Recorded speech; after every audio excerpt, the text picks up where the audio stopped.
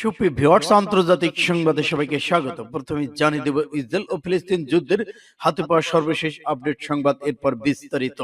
গাজায় ভয়াবহ ধ্বংসযজ্ঞের পর এবার যুদ্ধবিরতি আহ্বান জানালেন ম্যাক্রন। আরো জানিয়ে দিব ইরাকের মার্কিন ঘাঁটিতে আবারও ভয়াবহ হামলা। শত্রুরা উস্কানি সৃষ্টি করলে পরমাণু অস্ত্র দিয়ে হামলা চালানো হবে, উত্তর কোরিয়ার নেতা কিম জং উনের ঘোষণা। এবার লোহিত সাগরে বহুজাতিক টহলে অংশ নিতে তোপের মুখে স্পেনের প্রধানমন্ত্রী। আরো জানিয়ে দিচ্ছি ইসরায়েলের বোমাবর্ষণ, আরো একটি টানেলের অনুসন্ধান ইসরায়েলের। গাজা যুদ্ধ বন্ধের প্রস্তাব অনুমোদন বিশ্বের, যুক্তরাষ্ট্রের সমর্থনের অপেক্ষা। আরো থাকছে মার্কিন যুদ্ধ জাহাজের সরাসরি হামলার হুমকি হুতিদের। এবং সর্বশেষে জানিয়ে দিব রাতেই হামাস ও ইরানের হামলায় মার্কিন ঘাঁটি তছনছ। এতক্ষণ শুনছিলেন সংবাদ শিরোনাম, এখন বিস্তারিত। তবে অনুরোধ থাকবে এই ভিডিওটিতে একটি লাইক দিন এবং কমেন্টস করে জানিয়ে দিন আপনি কোন জেলা থেকে বা কোথা থেকে আমাদের সাথে যুক্ত রয়েছেন। এবং সবার আগে ইসরায়েল ফিলিস্তিন যুদ্ধের আপডেট সংবাদ পেতে চ্যানেলটি সাবস্ক্রাইব করে আমাদের সঙ্গে থাকুন। ধন্যবাদ। গাজায় ভয়াবহ ধ্বংসযজ্ঞের পর এবার যুদ্ধবিরতির আহ্বান জানালেন ম্যাক্রন। আগ্রাসী ইহুদিবাদী ইসরায়েল যখন গাজা উপত্যকায় হামলা চালিয়ে ফিলিস্তিনিকে হত্যা অব্যাহত রেখেছে, তখন ফরাসি প্রেসিডেন্ট ইমানুয়েল ম্যাক্রন গাজা অবকাঠামো ধ্বংস এবং বেসামরিক নাগরিকদের উপর নির্বিচারে হামলার বিরুদ্ধে সতর্ক দিয়েছেন। কথিত সন্ত্রাসবাদের বিরুদ্ধে কার্যকর লড়াই মানে গাজার ধ্বংস এবং বেসামরিক নাগরিকদের উপর নির্বিচারে হামলা নয়, সেদিকে ইঙ্গিত করে ফ্রান্সের প্রেসিডেন্ট ইমানুয়েল ম্যাক্রন শাসক গোষ্ঠীকে এ ধরনের হামলা বন্ধ করতে বলেছেন, কারণ কোন হামলা সমানুপাতিক হতে পারে না যার মাধ্যমে ওই এলাকায় প্রত্যেকের জীবন নষ্ট হয়। ম্যাক্রন বেসামরিক নাগরিকদের সুরক্ষা, গাজার একটি মানবিক যুদ্ধবিরতির আহ্বান জানিয়েছেন। ফরাসি প্রেসিডেন্ট এসব বক্তব্যে এমন সময় এসেছে যখন তিনি তার সামান্য ইউরোপীয় মিত্র গাজার বাসিন্দাদের উপর ইহুদিবাদী ইসরায়েল হামলা শুরু করার পর থেকে এটিকে তেল আবিব সরকার সন্ত্রাসবাদের বিরুদ্ধে লড়াই বলে মনে করে এবং গাজার আদিবাসীদের বিরুদ্ধে ইসরায়েলের অপরাধযজ্ঞের প্রতি সমর্থন দিয়ে আসছে। গাজার যুদ্ধের শুরু থেকে ফ্রান্স, জার্মানি, ইউরোপের অন্যান্য কিছু দেশ ইসরায়েলের অপরাধযোগ্য অব্যাহত রাখতে এবং ফিলিস্তিনিদের হত্যার প্রতি আর্থিক সাহায্য অস্ত্র দিয়ে সমর্থন করেছেন। ইউরোপীয় কর্তৃপক্ষ ফিলিস্তিনের হত্যাকে ইসরায়েলি আত্মরক্ষা সন্ত্রাসবাদের বিরুদ্ধে লড়াই বলে অভিহিত করেছেন। এমনকি ফিলিস্তিনিদের হত্যা, হাসপাতাল, চিকিৎসা কেন্দ্র এবং ধর্মীয় ঐতিহাসিক কেন্দ্রে হামলা নিন্দা জানিয়ে তাদের নিজ দেশে যে সামাজিক আন্দোলন গড়ে উঠেছে তা বিরোধিতা করেছেন। যা ফিলিস্তিন হত্যার তীব্রতা, গাজার ইসরায়েলের সর্বাত্মক হামলার কারণে ইউরোপীয় কর্মকর্তার জনমতের চাপ ইহুদিবাদী শাসক গোষ্ঠীর নেতাদের সমালোচনা করতে বাধ্য হয়েছেন। সূত্র পাস টুডে। ইরাকের মার্কিন ঘাঁটিতে আবারও ভয়াবহ হামলা। আবারও হামলার শিকার হলো ইরাকের মার্কিন সেনা ঘাঁটি। মার্কিন সামরিক বাহিনীর সেন্ট্রাল কমান্ডার সেন্টকম এ তথ্য নিশ্চিত করেছেন। সেন্টকম জানায় রকেট হামলার শিকার হয়েছে ইরাকের আইন আল আসাদ সেনা ঘাঁটি, যেখানে মার্কিন অন্যান্য আন্তর্জাতিক বাহিনী রয়েছে। ইরান সমর্থিত গোষ্ঠীগুলো এই হামলা চালিয়েছে বলে মনে করা হচ্ছে। সেন্টকম বলেছে বুধবার আইন আল আসাদ সেনা ঘাঁটির সেরা রকেটে ক্ষয়ক্ষতি হয়নি। গাজা ইসরায়েলি হামলা সমর্থন দেওয়ার পর থেকেই সিরিয়া, ইরাকের মার্কিন ঘাঁটিকে লক্ষ্য করে হামলা চালানো হচ্ছে ইরান সমর্থিত গোষ্ঠীরা। সূত্র আল জাজিরা। শত্রুরা উস্কানি সৃষ্টি করলে পরমাণু অস্ত্র দিয়ে হামলা চালানো হবে, উত্তর কোরিয়ার নেতার হুঁশিয়ারি। উত্তর কোরিয়ার নেতা কিম জং উন বলেছেন, শত্রুরা যদি তাদের পরমাণু অস্ত্র দিয়ে কোনো রকমের উস্কানি সৃষ্টি করে তাহলে কোরিয়ার শত্রুদের উপর পরমাণু অস্ত্র দিয়ে হামলা চালাবে। আজ কোরিয়ান সেন্ট্রাল নিউজ এজেন্সির KCN এক প্রতিবেদনে বলেছে, আন্তঃমহাদেশীয় ক্ষেপণাস্ত্রের উত্তর কোরিয়ার সেনাদের মহড়া চলাকালে এই হুঁশিয়ারি উচ্চারণ করেন কিম জং উন। তিনি বলেছেন, এবারে ক্ষেপণাস্ত্র মহড়া একেবারে সুস্পষ্ট ব্যাখ্যা দিয়েছে যে শত্রুরা যদি কোনো রকমের উস্কানি সৃষ্টি করা তাহলে উত্তর কোরিয়া পরমাণু অস্ত্র দিয়ে হামলা চালাতে দ্বিধা করবে না কিম জং উন।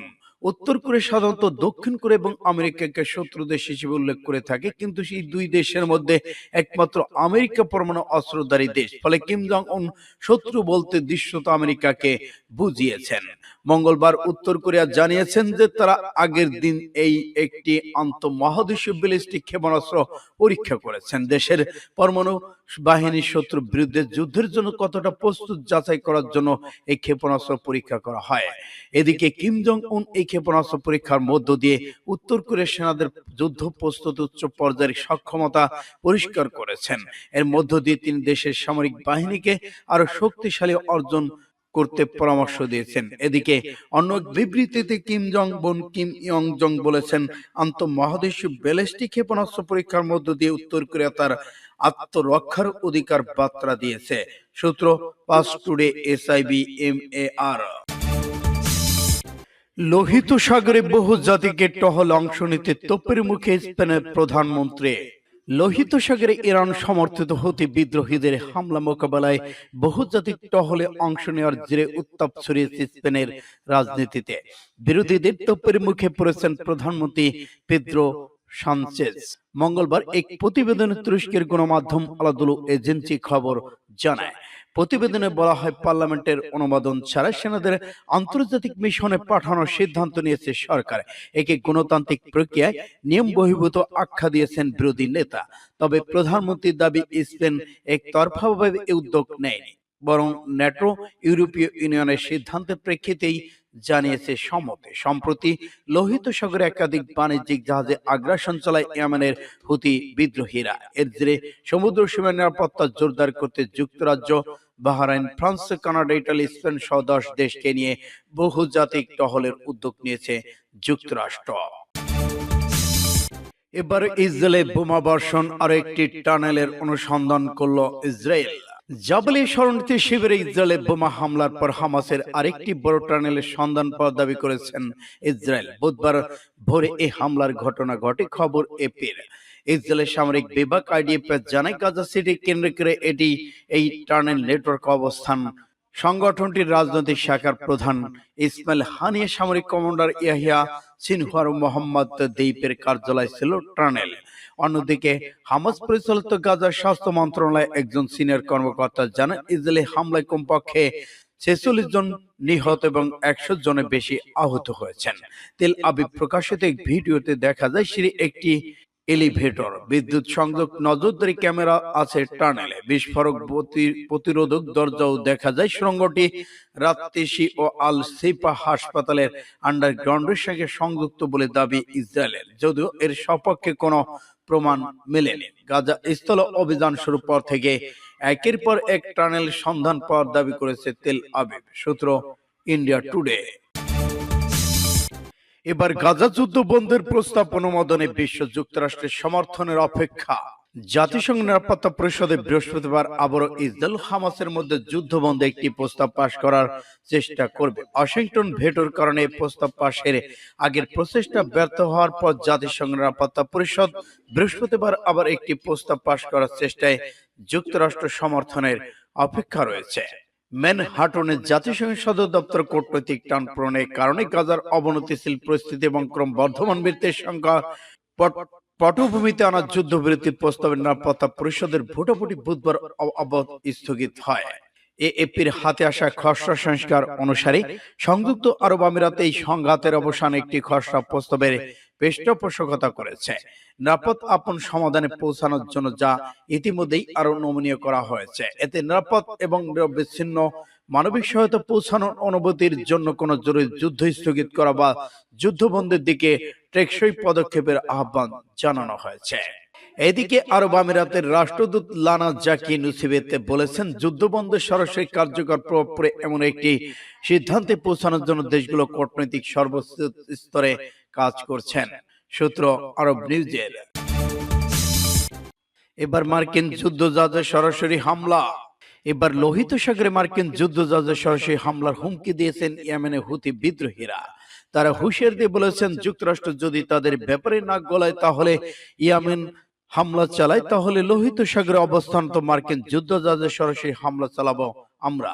এছাড়া যুক্তরাষ্ট্রে ঘটিত ট্রাক ফোর্সে অন্যান্য দেশকে যুক্ত না হওয়ার আহ্বান জানিয়েছেন হুতি প্রধান। বুধবার হুতি প্রধান আব্দুল মালিক আল হুতি এক টিভি ভাষণে এসব কথা বলে।